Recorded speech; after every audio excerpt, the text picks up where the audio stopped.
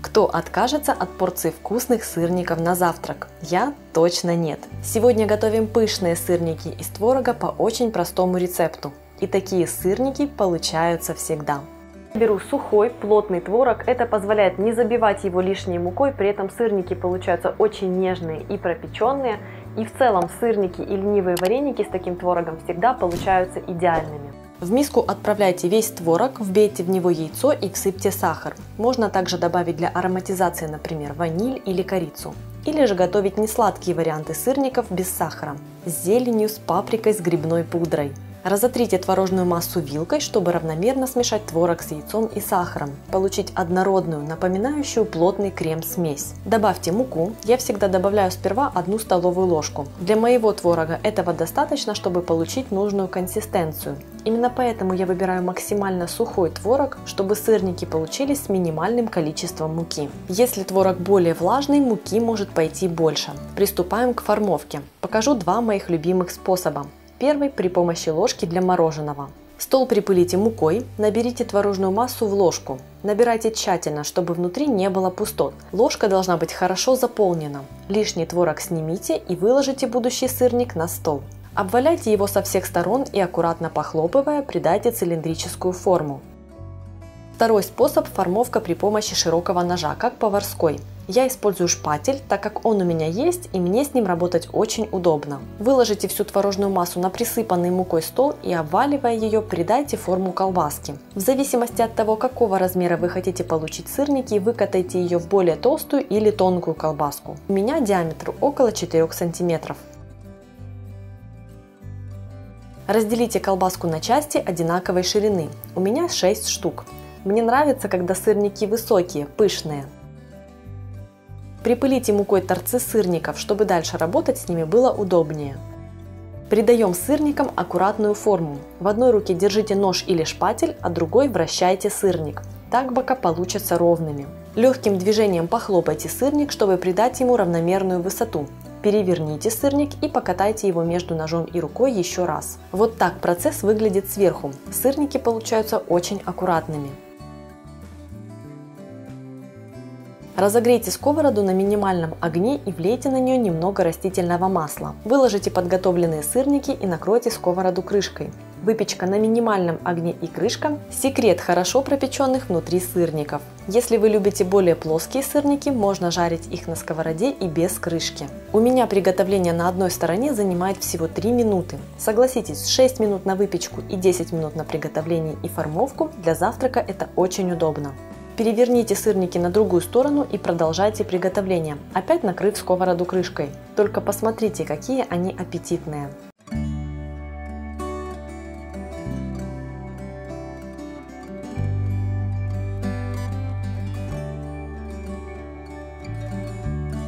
Сырники готовы, и пришло время посмотреть, какими же они получились внутри. Разрезаем. Они пропеченные, пружинистые, очень творожные и совсем не забиты мукой. Идеально!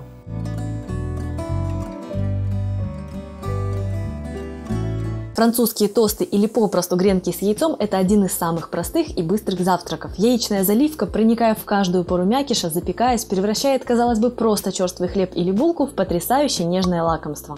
Меня зовут Галина Артеменко, и это канал «Жизнь вкусная». Ставьте лайк этому видео, чтобы не потерять рецепт, а также подписывайтесь и нажимайте на колокольчик. Начинаю с приготовления заливки. Сахар смешиваю со сливками и разбиваю в смесь с яйцем. Хорошенько перемешиваю такой вот сливочный омлет до однородности. Можно делать это вилкой, венчиком или погружным блендером. Как вам удобнее и быстрее. Снимите с апельсина цедру на мелкой терке, стараясь не задевать белую часть. Отправляйте цедру в заливку. Теперь нарежьте куличи ломтиками толщиной 1–1,5 см. Это может быть любая сдобная булка и даже простой хлеб. Верхушку и дно для тостов я не использую. Уложите ломтики в какую-то широкую плоскую посуду. Они должны лечь в один слой. Залейте черствую выпечку яичной смесью. Она начнет активно впитываться в поры мякиша, черствые ломтики размягчатся. Чтобы помочь им равномернее впитать смесь, переворачивайте их.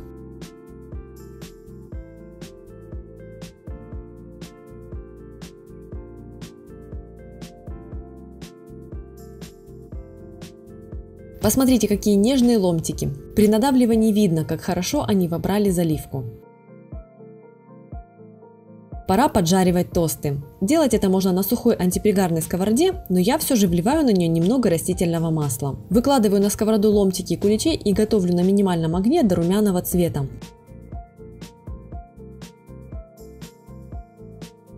Аккуратно переворачиваю тосты на другую сторону. Жду появления румяного цвета и со второй стороны. Я решила дополнить эти тосты шоколадной глазурью. Использую готовую смесь, но вы можете приготовить ее самостоятельно или же взять шоколадный соус-топпинг. Смешиваю порошок для глазури с водой, как указано на упаковке, и растираю до однородности. Глазурь готова за пару минут. Согласитесь, выглядят такие тосты мега привлекательно, а готовятся так просто. Только представьте, как они пахнут. Аппетит разыграется у любого.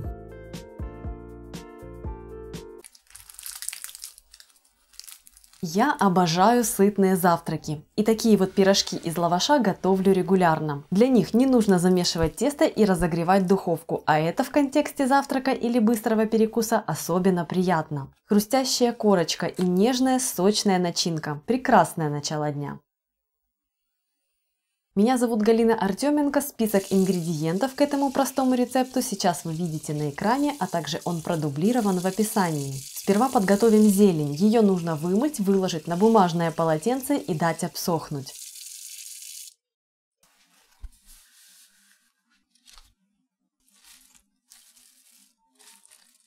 Также для начинки нужно отварить яйца вкрутую. Одно отложите, не отваривайте.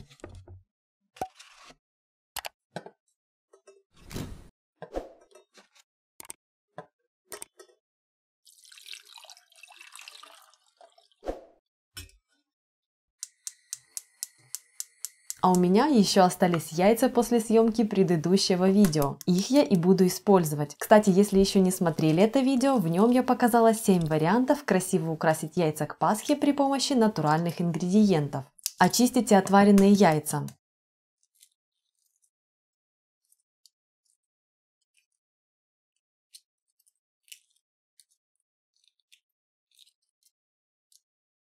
Теперь необходимо нарубить зелень. Используйте любые комбинации. У меня стандартная петрушка, укроп и зеленый лук. Но по своему вкусу вы можете добавить все, что захотите.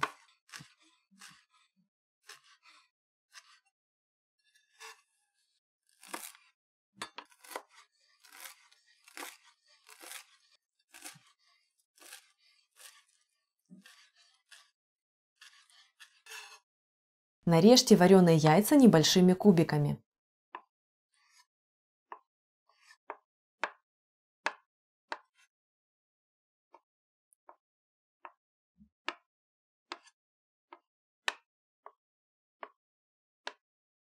Возьмите творог. Я использую домашний, он довольно влажный. У меня тут в коробочке осталось как раз нужное количество. Слегка разомните творог вилкой. Добавьте к нему сырое яйцо и перемешайте.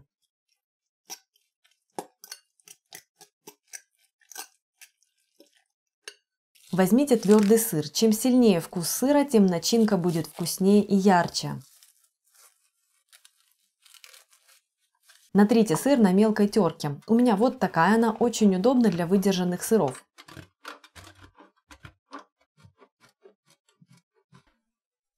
Добавьте сыр к творогу. Туда же отправляйте нарезанные яйца и нарубленную зелень. Добавьте паприку. У меня, как видите, не очень мелкая, то есть не порошочек. Это самодельная паприка. Ссылку на видео о том, как я ее заготавливаю, оставлю в описании. Теперь нужно посолить и поперчить начинку по вкусу. Используйте любые приправы по своему вкусу, чтобы придать начинке яркости. Тщательно перемешайте смесь, чтобы все ингредиенты распределились равномерно.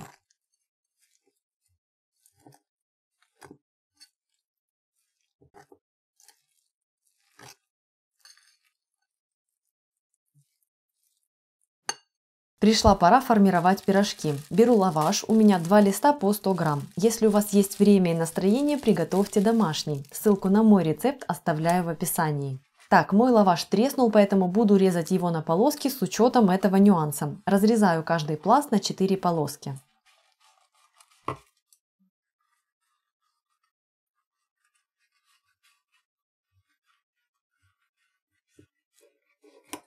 Теперь наберите щедрое количество начинки и выложите на край полоски лаваша.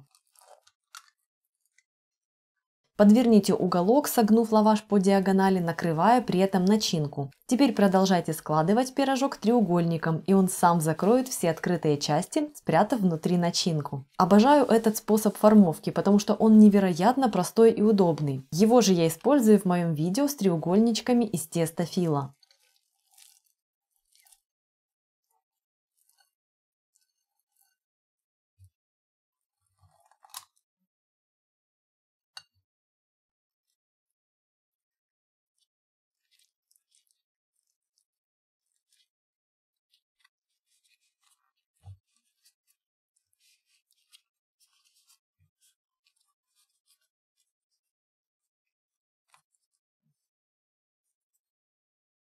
Готовим. Разогрейте сухую сковороду с крышкой. Я никогда не готовлю эти пирожки на масле. Во-первых, без масла они более хрустящие, а во-вторых, более легкие. Выложите пирожки из лаваша на сковороду, накройте крышкой и готовьте на минимальном огне по 3-4 минуты с обеих сторон. За это время начинка успеет хорошо прогреться, сыр плавится и начинка становится нежной и сочной.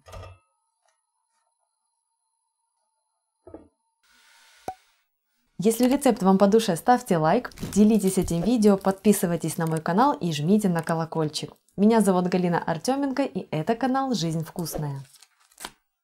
Одна база, один рецепт и целых 4 варианта творожной запеканки на выходе. Еще десятки вы сможете придумать сами, используя одну и ту же базу. На само приготовление нескольких вариантов уйдет каких-то 15 минут, и на несколько дней вперед можно забыть о приготовлении завтрака. Вкусный, полезный и сытный он будет ждать вас в холодильнике. Всем привет! В этом видео будем делать себе вкусно. Меня зовут Галина Артеменко, и если интересно, продолжайте смотреть. Итак, список ингредиентов сейчас вы видите на экране, а также он продублирован в описании под видео. Я использую 4 порции ингредиентов в этом видео для 4 запеканок. В первую очередь вам потребуется творог, берите той жирности, которая вам нравится. У меня 5%. Также для базы вам потребуются яйца, йогурт или нежирная сметана, сахар, если используете. Я часто готовлю запеканку без сахара, потому что сладостей из сухофруктов для меня достаточно. В этом видео в 2 запеканки я сахар добавлю, а 2 сделаю без сахара. В качестве сухих ингредиентов чаще всего я использую манку или муку твердых сортов, овсяную, рисовую, кукурузную муку, овсяные хлопья, какао-порошок, кокосовую муку или стружку, семена чиа. Используйте то, что есть в вашем распоряжении. Добавки тоже могут быть любыми. Изюм, цукаты, самые разнообразные сухофрукты, кусочки шоколада. В данном видео я буду использовать изюм, сушеную вишню, чернослив и финики. То, что было у меня на момент съемки. В первую очередь залейте горячей водой сухофрукты. Так они размягчатся, и заодно мы промоем их от пыли. Оставьте их в воде, пока занимаетесь остальными ингредиентами.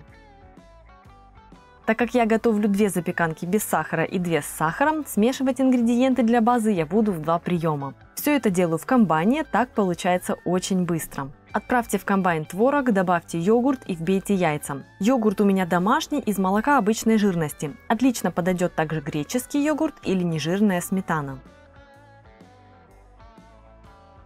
Смешайте базу до однородности. Базу без сахара распределяю по 2 пластиковым контейнерам. Теперь делаю то же самое, но в эту часть добавлю сахар. Если хотите, можно также добавлять какие-то специи: ваниль, корицу, кардамон, все по вашему желанию. Смешайте массу до однородности и распределите по 2 контейнерам. Сухофрукты с изюма и вишни просто слейте воду и отожмите. Финики нужно очистить от косточек, а также снять кожицу. Я не делаю этого фанатично, где она сама отошла, пока финики были в воде, ту снимаю.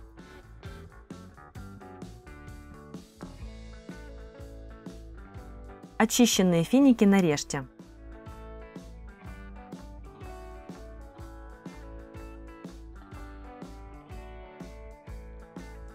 Чернослив тоже нужно нарезать небольшими кусочками.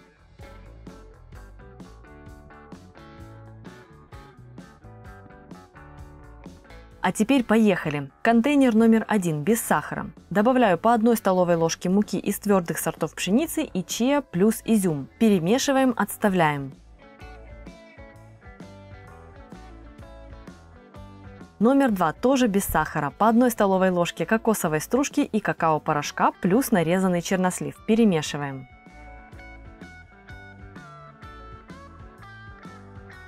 Номер 3 с сахаром 2 столовые ложки манки плюс сушеная вишня. Перемешиваем.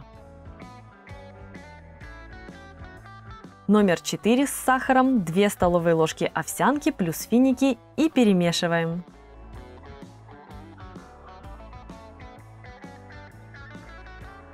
Теперь отставляем будущие запеканки минут на 10-15. Пускай все те сухие ингредиенты начнут впитывать влагу, смесь станет гуще. За это время подготовьте форму для выпечки. Смажьте ее растительным или сливочным маслом. Так как я пекла 4 запеканки одновременно и хотела получить одинаковые по размеру запеканки для красивого кадра, я сделала 4 вот такие коробочки размером 14 на 14 сантиметров из фольги и пергаментной бумаги. В зависимости от того, какую по высоте запеканку вы хотите получить, выбирайте форму большего или меньшего размера. Выложите творожные смеси в формы и отправляйте в духовку, разогретую до 175 градусов.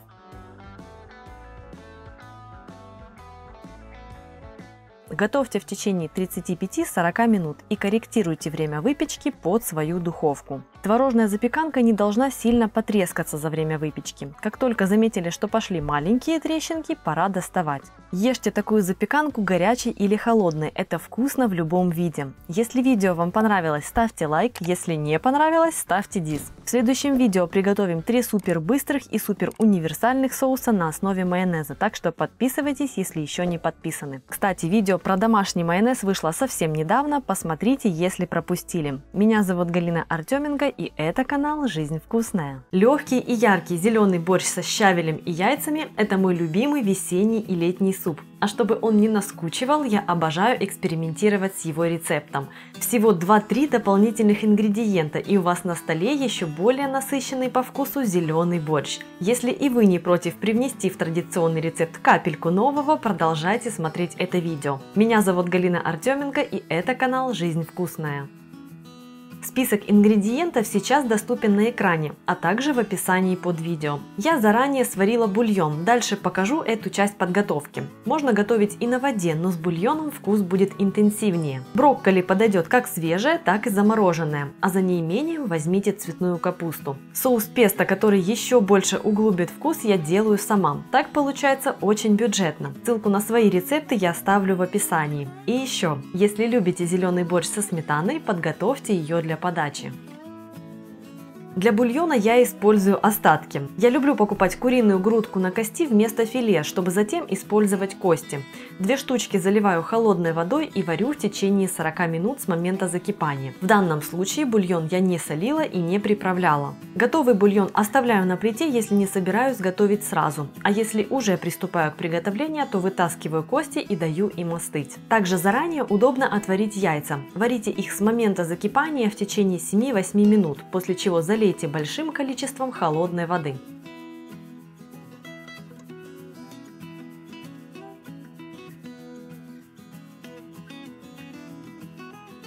Дополнительно прохожусь по костям из бульона и снимаю остатки мяса, которые потом тоже отправлю в зеленый борщ. Зачем же добру пропадать? Эти небольшие кусочки мяса отправляю в 3-литровую кастрюлю. Мой зеленый борщ будет довольно густым. Я люблю такую консистенцию. Если вы любите послабее, либо возьмите большую кастрюлю, либо уменьшайте количество основных ингредиентов. Картофель очистите, вымойте, а затем нарежьте кубиками. Отправьте картофель в кастрюлю с мясом.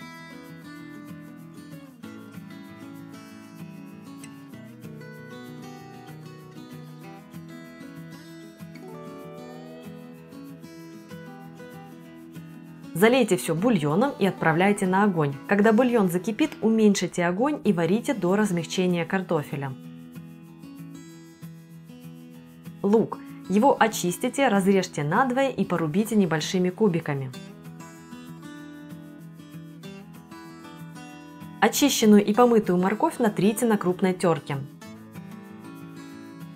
В небольшой сковороде разогрейте столовую ложку растительного масла и отправляйте в него лук. Готовьте на маленьком огне до прозрачности и легкой румяности, а затем добавьте морковь. Готовьте овощи до мягкости.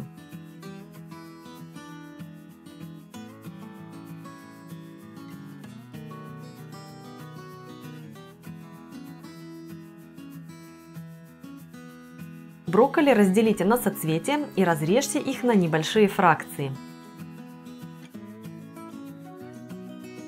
Итак, брокколи нарезано, лук с морковью дошли до мягкости, как и картофель. Отправляйте в кастрюлю сперва лук и морковь.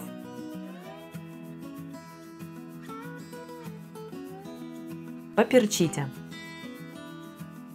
Теперь отправляйте в кастрюлю нарезанную брокколи и пускай борщ дойдет до кипения.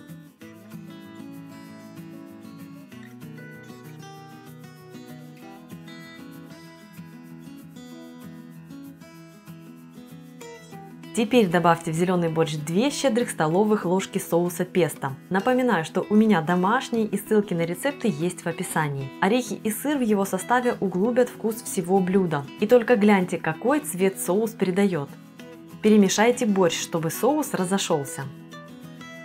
Пришло время зелени. Промытый и просушенный щавель нарежьте. Кажется, что его очень много, но при добавлении в борщ он сильно потеряет в объеме. Также порубите зеленый лук, петрушку и укроп. Добавлять в борщ будем всю зелень вместе.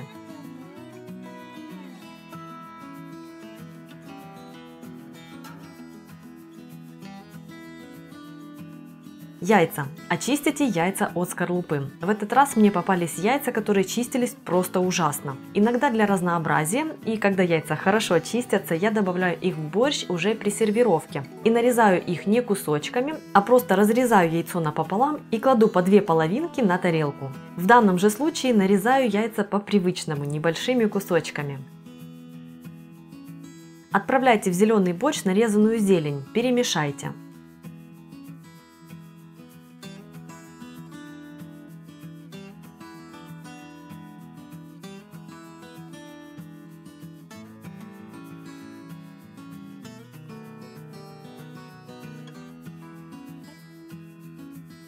Следом отправляйте нарезанные яйца. Теперь посолите борщ, выключите огонь и дайте блюду настояться под крышкой в течение 15 минут. Сейчас прекрасно видно, каким по густоте получается мой зеленый борщ. Такой богатый зеленый борщ я люблю и без сметаны. Его вкус невероятно насыщенный, а густая консистенция делает его очень питательным и при этом блюдо остается легким. Если мой вариант зеленого борща вам понравился, ставьте лайк. Подписывайтесь на канал и жмите на колокольчик. В следующем видео приготовим домашнюю докторскую колбасу. И это будет очень вкусно и натурально.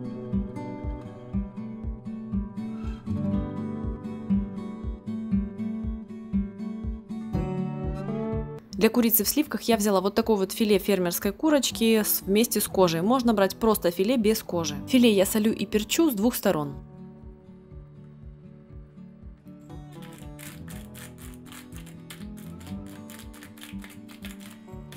Сразу же очищаю и режу перьями 2 луковицы, для того, чтобы потом не тратить на это время.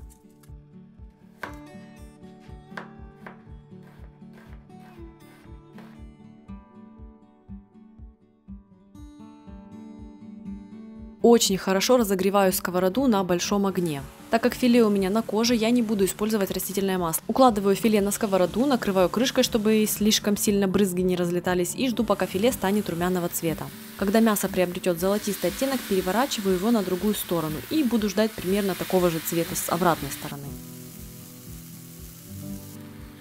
Румяное филе со сковороды я убираю и теперь отправляю туда мой нарезанный лук. Накрываю крышкой и буду готовить его до румяности. Время от времени крышку я буду открывать. Благодаря крышке лук будет упариваться, он станет прозрачным, мягким и нежным. Лук я также приправляю немного солью, так как он сладковатый по вкусу, нам нужно добиться баланса. Вливаю в лук сливки, жду пока они закипят и затем отправляю туда ранее поджаренное куриное филе. Готовьте мясо в течение 12-15 минут с открытой крышкой, для того чтобы сливки выпаривались и загустевали. Филе получается очень нежным и очень сочным. Чего бы еще вкусного приготовить из обыденной курицы? Чехохбили, вот что. Это беспроигрышно, вкусно, ярко, просто в исполнении и незабываемо в употреблении. Мне кажется, такая курочка будет отлично смотреться даже на праздничном столе. Я люблю готовить ее не на плите, как это обычно делают, а в духовке. При таком методе соус становится невероятно насыщенным по вкусу, курочка разомлевшей, а лук почти карамельным.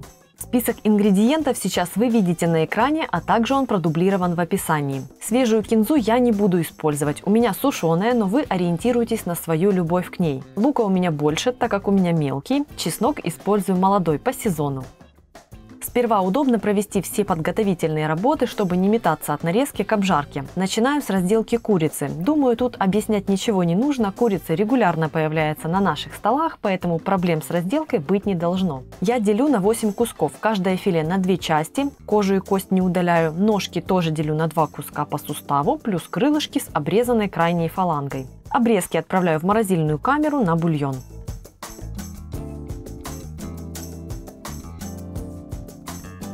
Нарежьте лук. Для этого блюда мне нравится резать его тонкими перьями. Так они и форму сохраняют, и при этом кусочки получаются нежные. Как вы видите, у меня тут и белый, и красный. Какой был, такой и использовала.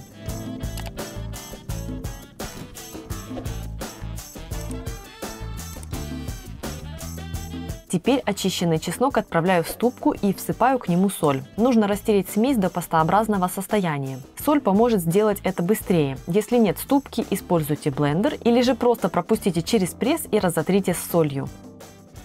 Помидоры в соку нужно размять. Не стоит добиваться максимальной гладкости, пускай масса будет неоднородной. Если у вас помидоры в соку в кожице, предварительно ее снимите. Если используете свежие помидоры, их нужно надрезать, обдать кипятком и очистить от кожуры, а затем порубить. Теперь перебираемся к плите. Сперва обжарьте кусочки курицы. У меня сковорода большая, но я все равно жарю в 2 приема, чтобы курица обжаривалась, а не тушилась. Если в целях экономии времени вы выложите все куски сразу, температура сковороды резко упадет и мясо начнет выпускать сок и тушиться. Нам же нужна румяная корочка, а поэтому жарим частями и на сильном огне. Я также готовлю курицу под крышкой. Уж слишком сильно раздражаюсь, когда начинает разбрызгиваться жир в процессе, особенно когда попадает на камеру. Курицу нужно обжарить до румяной корочки с 2 сторон. При этом из сохраненной на кусках кожи будет вытапливаться жир, в котором и будет обжариваться птица. Обжаренную курицу переложите в огнеупорную форму. У меня в одну все куски не влезли, использую 2. Огонь под сковородой убавьте до небольшого и отправляйте в нее нарезанный лук. Он будет готовиться в жиру из-под курицы и при этом соберет на себе все те румяные остатки со сковороды. Готовьте лук, помешивая время от времени до мягкости. Когда начнут появляться румяные края, всыпьте специи и перемешайте. Дайте им прогреться, ароматы станут сильнее. Отправляйте в сковороду растертый чеснок, перемешайте. Влейте в сковороду вино и готовьте в течение пары минут. Вино слегка выпарится. Отправляйте в сковороду томаты, перемешайте и готовьте минут 5-7 на маленьком огне. Пускай соус тихонько побулькает. Попробуйте соус на соль и, если необходимо, добавьте ее. Соус должен быть немного пересоленным, ведь курицу мы не солили вовсе. Распределите томатный соус поверх кусочков курицы.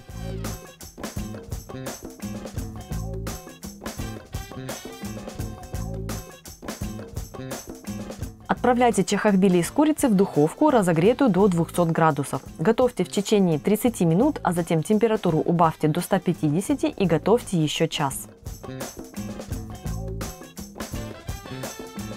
При подаче посыпьте блюдо свежей зеленью. У меня это зеленый лук, но если вы любите кинзу, смело используйте ее.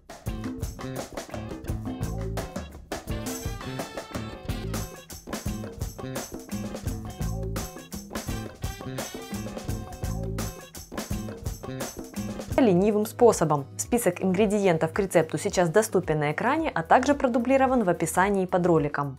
Первым делом готовлю рассол. Соль и сахар необходимо растворить в воде. Чтобы не нагревать всю воду для растворения, а затем не ждать, пока она остынет, я растворяю соль и сахар в небольшом количестве горячей воды и доливаю до литра чистой холодной водой. Так рассол готов к применению сразу. Укладываю куриное филе в емкость и заливаю рассолом, чтобы тот покрыл мясо. Убираю мясо в холодильник на ночь. Просолившееся мясо достаю из рассола и обмакиваю бумажными полотенцами. Параллельно включаю духовку разогреваться до 250 градусов, чтобы она хорошенько раскочегарилась, пока я занимаюсь оставшимися приготовлениями. Чтобы сцепить оба филе, я распластываю мясо, слегка подрезаю, укладываю друг на друга и плотно обвязываю хлопковой ниткой. Можно использовать кулинарный шпагат, если имеется.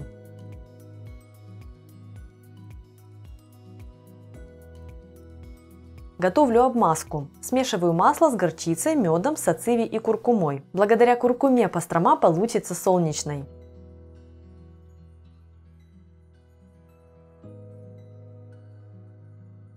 Укладываю обвязанное филе в форму и обмазываю смесью со всех сторон.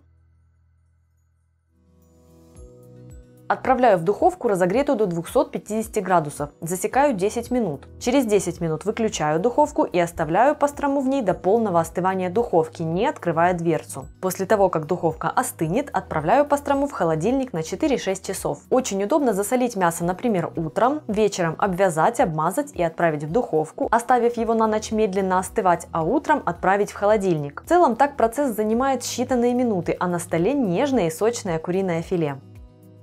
Паштет из курицы – простая закуска, которая готовится быстро, а подать ее можно изысканно и элегантно на праздничный стол или же по-простому под какой-нибудь приятный фильм в кругу семьи или друзей. Список ингредиентов в конце видео и в описании. Чтобы сохранить себе этот рецепт, ставьте лайк, а также подписывайтесь на мой канал и нажимайте на колокольчик.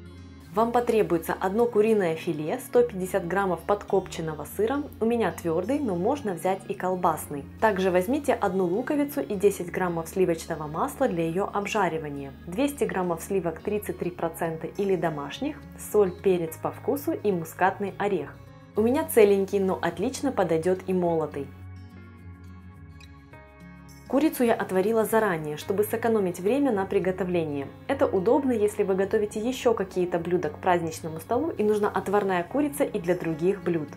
Луковицу нарежьте, не церемоньтесь, аккуратность кусочков тут не нужна, так как все равно паштет будет измельчен в блендере. Обжарьте лук на сливочном масле на небольшом огне, пока кусочки не станут румяными. Обжарить лук также можно заранее, если так вам будет удобнее. Пока жарится лук, я натираю мускатный орех на терке. С молотым дело упрощается. Теперь необходимо грубо нарезать куриное филе и сыр, просто чтобы облегчить и ускорить работу блендера. Если блендера у вас нет, можно измельчить все при помощи мясорубки.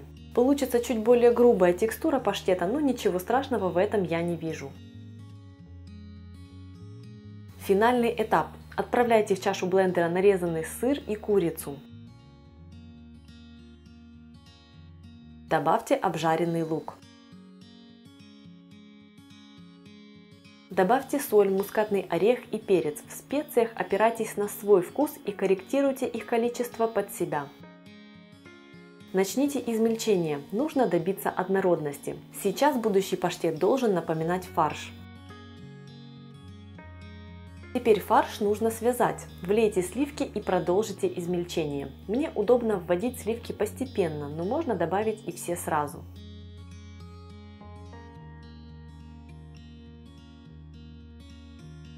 Когда вы увидите, что текстура паштета стала приятной, кремообразной, он готов. Посмотрите, какой нежный паштет получился.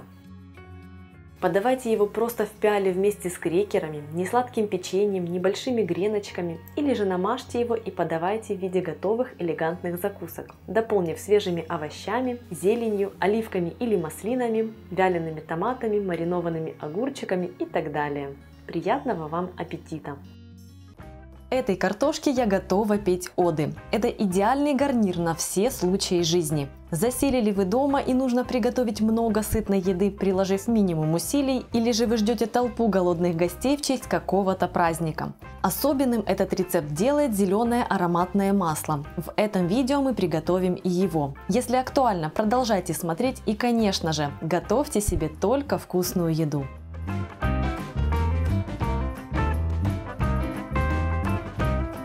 Для одного противня я обычно беру 1,5 килограмма картошки. Мне нравится вот такая небольшая, которую я разрезаю напополам. Но вы можете взять и крупные клубни и нарезать их дольками. Соль и перец по вкусу, а также 3 столовые ложки растительного масла. Для зеленого масла 200 граммов растительного масла, 2-3 столовые ложки лимонного сока, 4 зубчика чеснока, 2 стебля зеленого лука, по 4-5 веточек петрушки и укропа. Так как запекаю картошку я в кожуре, так получается полезнее, сперва ее нужно тщательно вымыть. У меня для этого отдельная посудная губка, жесткой стороной которой мыть картофель и другие овощи очень удобно. Впрочем, если вы хотите, можно запечь такую картошку и в очищенном виде. Тогда небольшую можно оставить и вовсе целой. Теперь нарежьте картофель, я разрезаю напополам, крупные клубни нарежьте дольками. Опа, плохая, в утиль.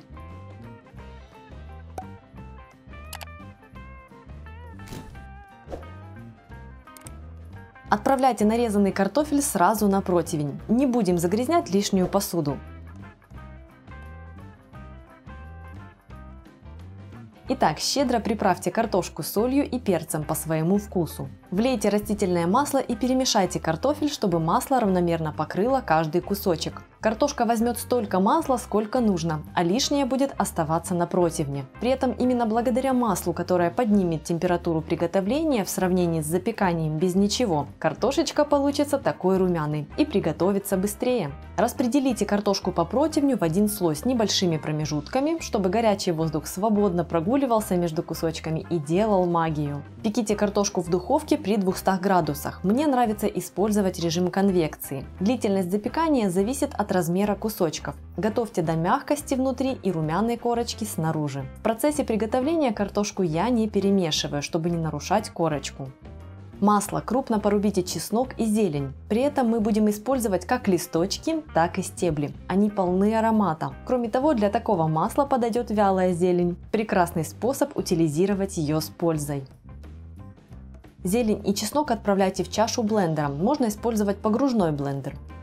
Выжмите к зелени лимонный сок. Он сохранит яркий цвет масла. Вы можете запросто хранить неиспользованное масло в холодильнике в течение недели, и оно не потеряет цвет.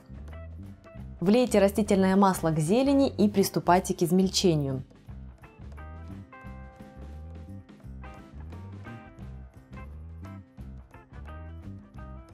Когда вы увидите, что зелень хорошо измельчилась и масло стало ярким и насыщенным, оно готово.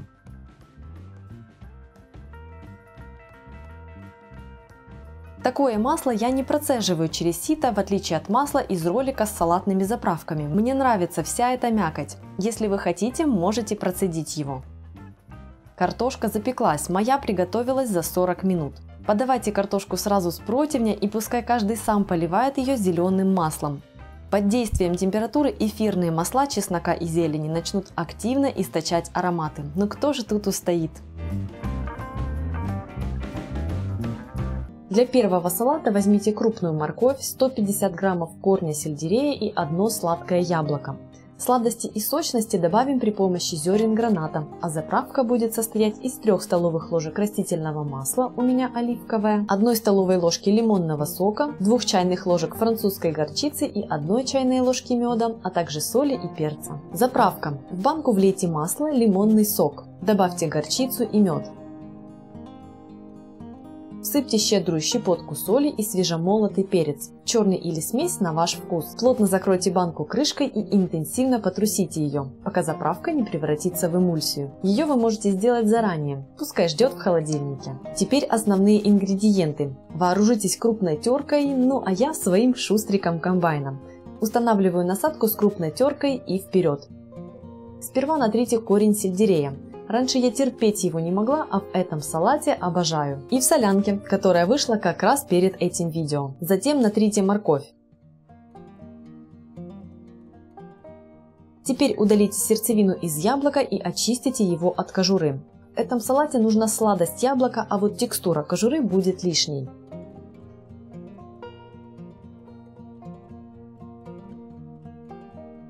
Яблоко нужно тоже натереть на крупной терке. Отправляйте овощную смесь в удобную для смешивания глубокую миску. Влейте в салат ранее приготовленную заправку. Перемешайте до равномерного распределения. Вкус заправки идеально дополнит сладкие, яркие вкусы сельдерея, моркови и яблока. Наконец, финальный штрих, который придаст фруктовой сочности и сделает текстуру салата более интересной – гранат. Добудьте из спелого плода пару горстей зерен граната и, разложив салат по тарелкам, посыпьте блюдо зернами сверху. Очень аппетитно и вкусно.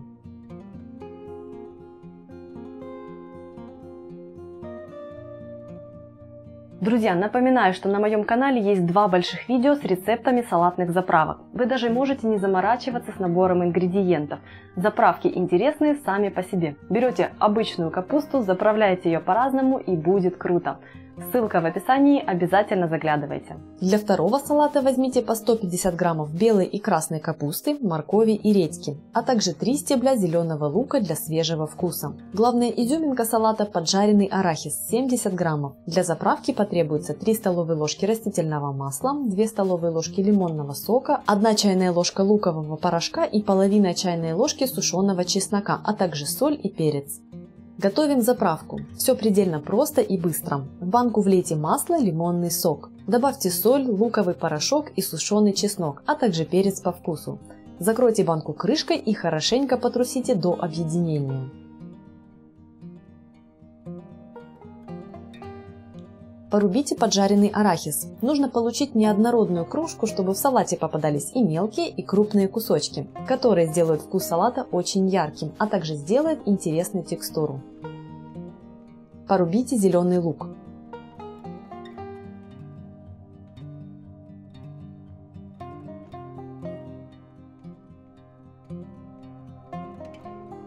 Теперь в дело вступает мой комбайн, или же воспользуйтесь крупной теркой. Натрите редьку, а затем морковь, а потом нашинкуйте белую и красную капусту.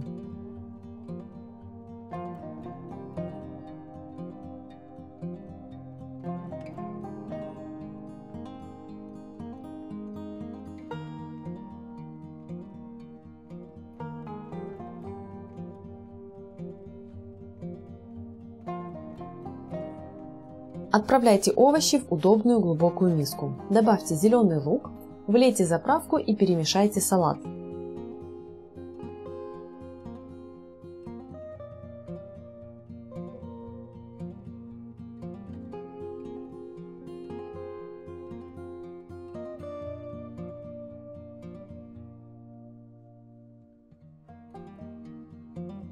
Щедро посыпьте салат рубленым арахисом во время подачи.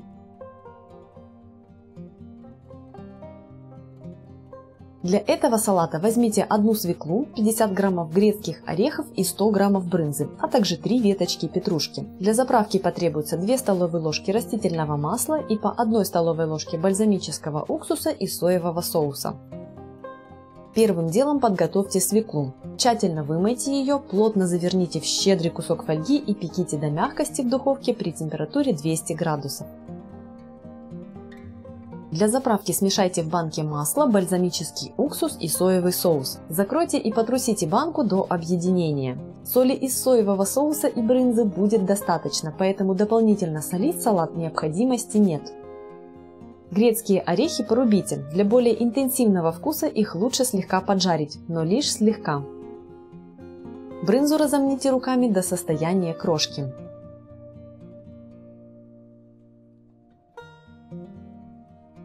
Мелко порубите зелень петрушки.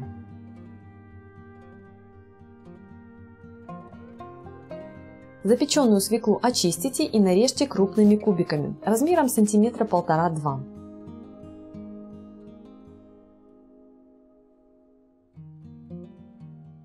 Теперь смешивание. Отправьте в миску свеклу, к ней добавьте орехи и заправку, перемешайте.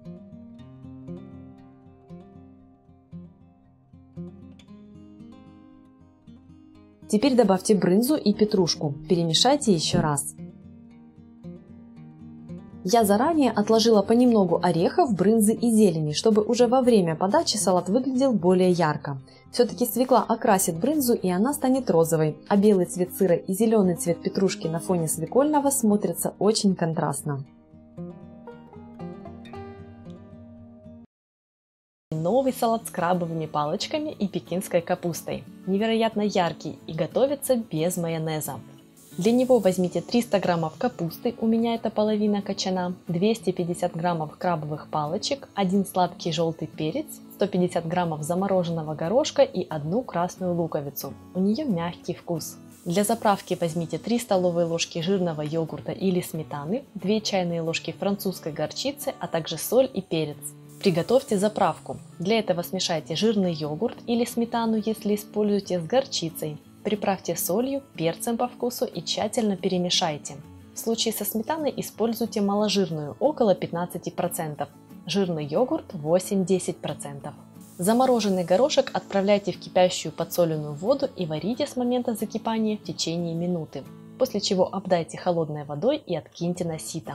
Приступаю к нарезанию капусты. Внешние листья я снимаю и нарежу их отдельно. Так будет удобнее. Обычно они крупнее и лохматее, так что я дополнительно разрезаю их вдоль. Нарезаю пекинскую капусту довольно крупно, продольными кусочками около 2 см толщиной. При этом самую нижнюю часть, кочерышку, срезаю, но совсем немного, 2-3 см, только чтобы убрать самую грубую часть. Разрежьте напополам очищенную красную луковицу и нарежьте ее тонкими полукольцами. Нарежьте очищенный сладкий перец. Разрежьте его на 4 части, а затем порубите крупной соломкой около 6-8 мм толщиной. К капусте отправляйте перец, лук и зеленый горошек.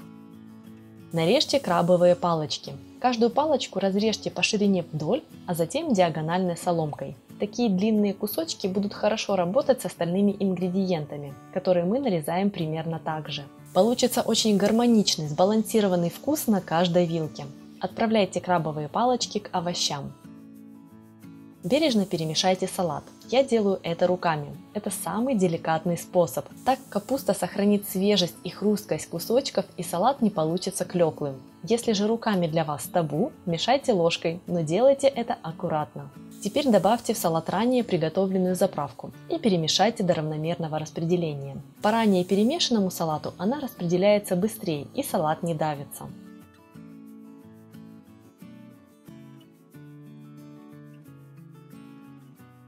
Второй салат мой любимчик. Он сытный, очень пикантный, а кусочки хрустящего бекона – настоящая изюминка, придающая и аромат, и интересную текстуру.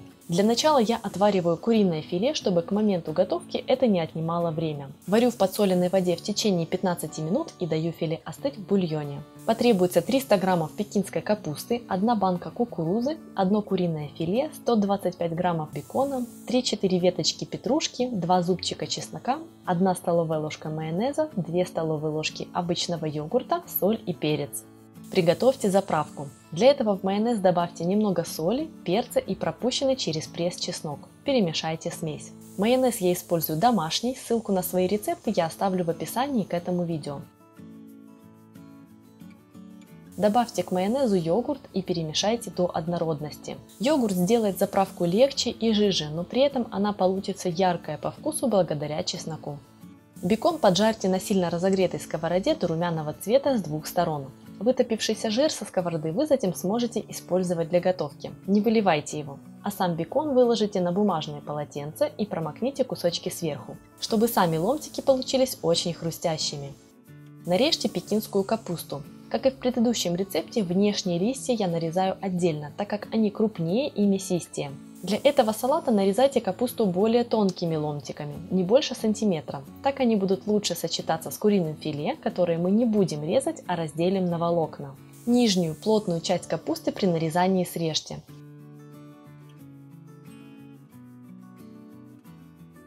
Отправляйте капусту в глубокую миску для смешивания. В капусту добавьте кукурузу, откинутую на сито. Разделите на волокна куриное филе и отправляйте его в салат. Такие ломтики отлично распределятся по салату и не будут выбиваться из общего текстурного ансамбля. Посмотрите, какие по размеру кусочки получились. Порубите петрушку. Плотные веточки я срезала, а листочки порубила мелко. На свой вкус можете порубить зелень более крупно. Теперь нарежьте хрустящий бекон. Нарежьте его квадратиками размером около 1,5 см. При этом я складываю бекон стопочкой, чтобы нарезать было удобнее.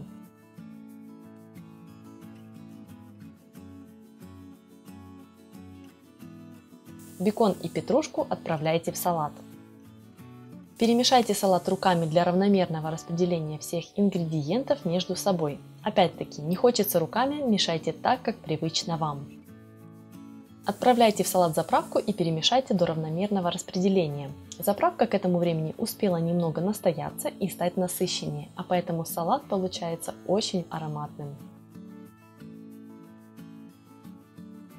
Самая простая, всесезонная нейтральная капуста. Прекрасная основа для самых разных салатов. Готовьте их хоть каждый день, и ваши обеды и ужины никогда не будут скучными. Для этого видео я подобрала два совершенно разных рецепта из простых ингредиентов, но готовить вы их сможете абсолютно из любой капусты. Из белой, красной, молодой или пекинской. Один салат будет сытным, а второй легким и ярким. Сохраняйте себе эту подборку и пускай вам будет вкусно.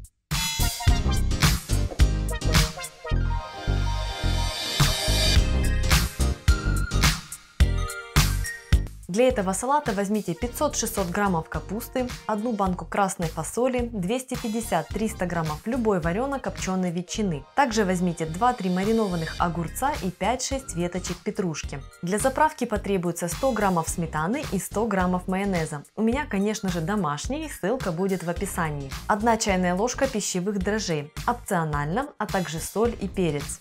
Ветчину нарежьте соломкой толщиной 3-4 мм. Вы можете взять абсолютно любую варено-копченую ветчину. Я использую куриную.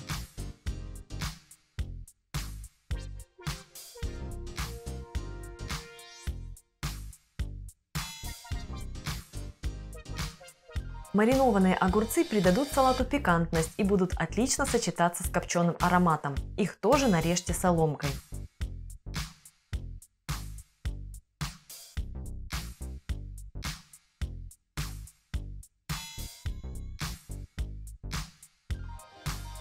Петрушка придаст вкусу салата свежести, ее порубите.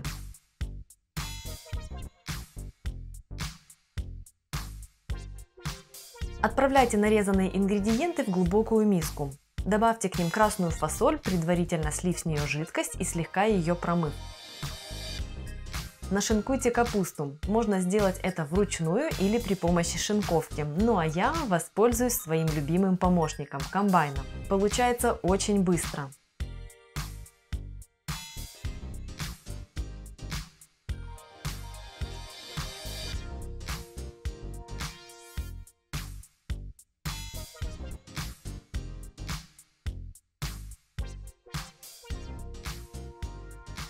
Отправляйте капусту в миску к остальным ингредиентам. Приправьте салат солью и перцем. Недавно у меня появились электрические мельнички для морской соли и перца. Это очень удобно. Добавьте пищевые дрожжи. Эта добавка не обязательна, но мне очень нравится, как они дополняют вкус, придавая ему легкие сырные нотки. Теперь заправьте салат. Добавьте в него сметану и майонез. Тщательно перемешайте.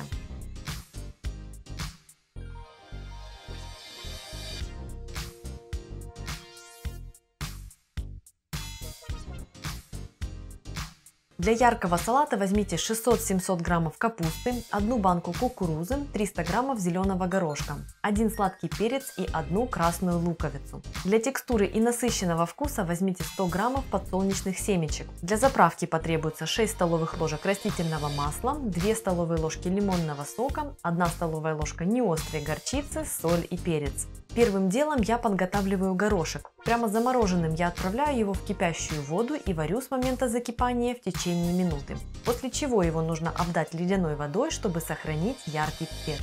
Приготовьте заправку. В банку выжмите сок из лимона. Я делаю это через сито, так как лимон попался костлявый. Добавьте горчицу, она поможет заправке сэмульгироваться. Влейте растительное масло. Щедро приправьте солью и перцем. Закройте банку крышкой и хорошенько взболтайте смесь, пока она не станет однородной. Нашинкуйте капусту. За меня опять это сделает мой комбайн. Как я уже говорила, для обоих салатов можно использовать любую капусту. Отправляйте капусту в глубокую миску. Добавьте к ней кукурузу и горошек. Красную луковицу нарежьте тонкими полукольцами.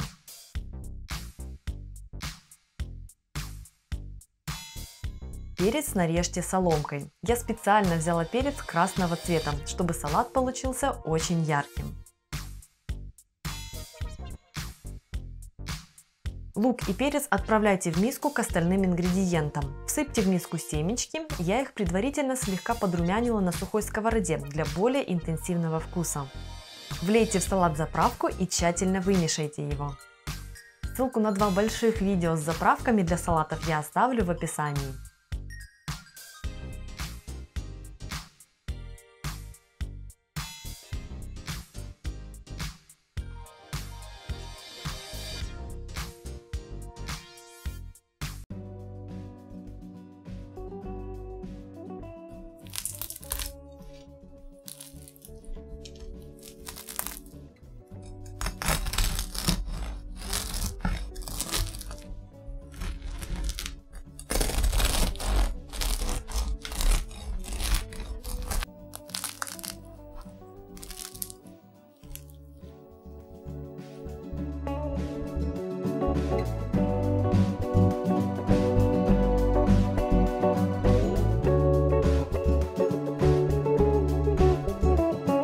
Триста граммов обычной белой муки, можно и цельнозерновую взять, 300 граммов воды, 1 чайная ложка соли, это 7 грамм, и четверть чайной ложки сухих дрожжей, это 1 грамм. Для выпечки такого хлеба вам потребуется чугунный или глиняный казан или утятница. У меня вот такой вот чугунный с эмалированным напылением. Он у меня уже прошел и прожил очень долго. Я уверена, что у многих из вас есть такие вот казаны или утятницы с незапамятных времен. У меня с покрытием, у вас может быть без покрытия, подойдет идеально. К муке добавьте соль и дрожжи. Слегка перемешайте смесь, чтобы дрожжи распределились по муке более равномерно.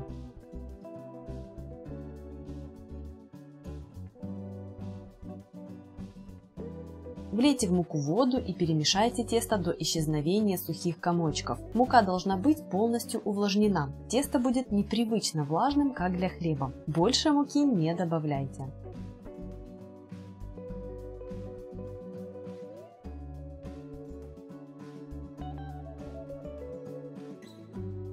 Затяните миску с тестом пленкой и оставьте при комнатной температуре на 12-18 часов. Я смешала все ингредиенты с вечера.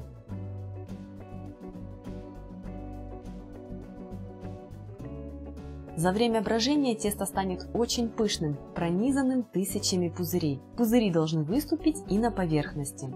Слегка перемешайте тесто и будем приступать к формовке. Тесто очень жидкое, непослушное, но мы приручим его при помощи приема растянуть-сложить. Густо припылите рабочий стол мукой, я использую симолину, но обычная тоже подойдет отлично. Вывалите на стол тесто. Припыляя руки мукой, аккуратно растяните тесто в прямоугольник и подогните к центру низ. После вверх, а затем левую часть и правую. Порядок сторон не важен, важно его сложить. Это укрепит структуру теста. Посмотрите, уже после первого складывания тесто не плывет так сильно. Теперь сложите тесто аналогичным образом еще раз, аккуратно его растянув. Это магия.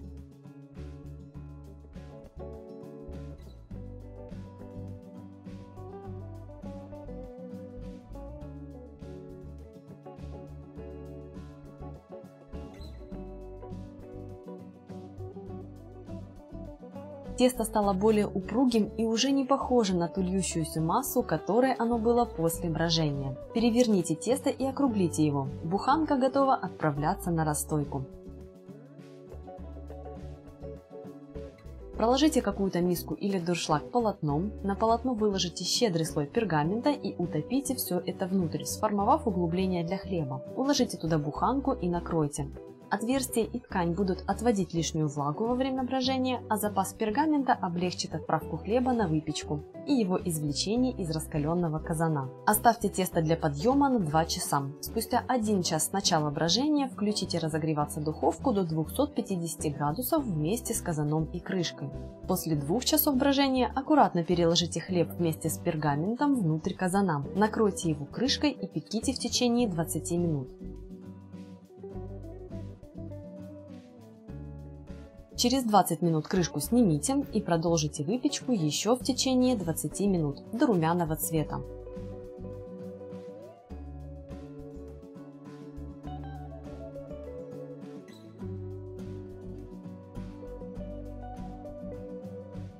Готовый хлеб остудите перед тем, как разрезать, хотя получится ли дать ему остыть?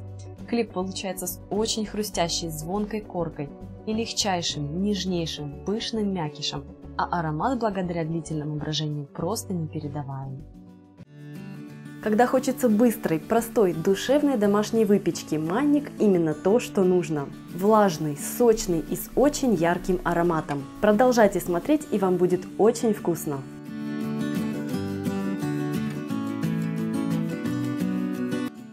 Для этого волшебного манника возьмите 1 стакан манки, это 200 граммов, у меня из твердых сортов пшеницы, 1 стакан кефира, это 250 граммов, 1 стакан кокосовой стружки, это 100 граммов, 150 граммов сахара. Также потребуется 100 граммов масла, у меня ароматное кокосовое, но можно взять и сливочное, 2 яйца и 1 чайная ложка соды. Первым делом смешайте манку с кефиром и оставьте на полчаса, чтобы она начала впитывать жидкость и разбухать. Если начать готовить тесто сразу, манка может остаться в маннике недоготовленной и будет неприятно чувствоваться на зубах. После того, как манка постоит, займитесь тестом. Тут все до безобразия просто. Растопите масло удобным способом, всыпьте в масло сахар и перемешайте.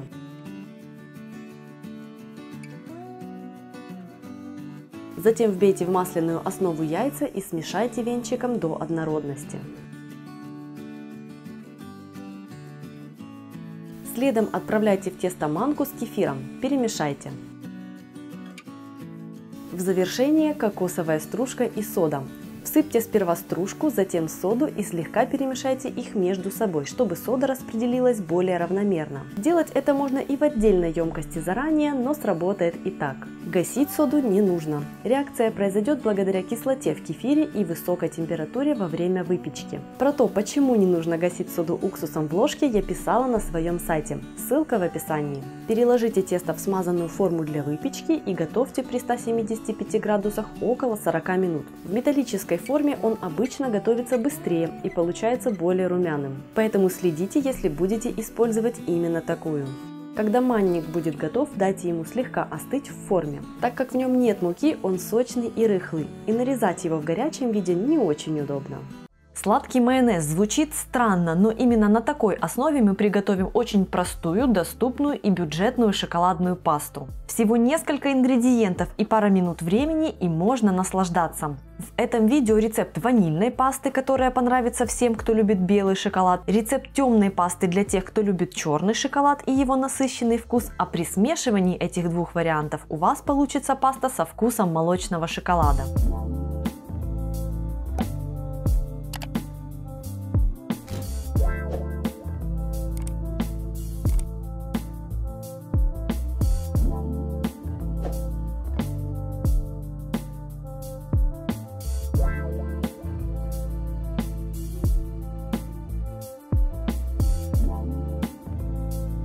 Список ингредиентов доступен на экране и продублирован в описании под видео. Хочу отдельно сказать, что идеальным вариантом для приготовления такой пасты будет алкализованный или, как еще пишут иногда на этикетках, темный какао-порошок. У него максимально насыщенный вкус. Также, если есть возможность, отдайте предпочтение более жирному какао-порошку 22-24%. Производитель обычно указывает эту информацию на этикетке. Впрочем, вы можете взять любой порошок, который вам нравится. Для ванильной пасты я специально купила сахарную пудру с добавлением натуральной ванили. Если у вас нет возможности, возьмите ванилин. Сперва приготовим ванильный вариант. В банку влейте молоко и всыпьте сахарную пудру с ванилью и обычную. Влейте к молоку растительное масло. Используйте рафинированное, без запаха. Поставьте ногу блендера на дно банки и начните смешивание. Когда вы почувствуете, что масса начала эмульгироваться, можно приподнять ногу блендера в банке и двигать ею, чтобы процесс смешивания шел равномерно. Если масса не густеет и остается жидкой, это значит, что вы рано начали двигать ногой блендера, раньше того, чем начала образовываться эмульсия. Я детально говорила об этом в своем видео о том, почему майонез не получается. Когда масса загустеет, добавьте в нее сухое молоко, перемешайте и тщательно смешайте смесь. После добавления сухого молока я смешиваю массу уже не блендером, а венчиком. Так получается удобно и смесь выходит максимально гладкой и однородной. Посмотрите сами. Я использую цельное сухое молоко. Можно также использовать обезжиренное, а также сухой йогурт или сухие кокосовые сливки, если вам хочется получить вегетарианский или постный вариант. Теперь шоколадный вариант. Начинаем так же, как и с ванильным. В банку нужно влить молоко, всыпать сахарную пудру и влить растительное масло. При помощи блендера смешайте смесь до состояния густой эмульсии. Всыпьте в банку сухое молоко и какао-порошок. В рецепте с какао использовать сухое молоко не обязательно, но оно смягчает вкус какао и делает его более ласковым. Если же вы любите шоколад 99%, то уберите сухое молоко и вместо него добавьте еще какао. Заместите вес сухого молока какао-порошком. Перемешайте массу, сперва сделайте это при помощи ложки, а затем доведите до максимальной гладкости при помощи венчика. Посмотрите на этот шикарный глянец и потрясающую текстуру шоколадной пасты.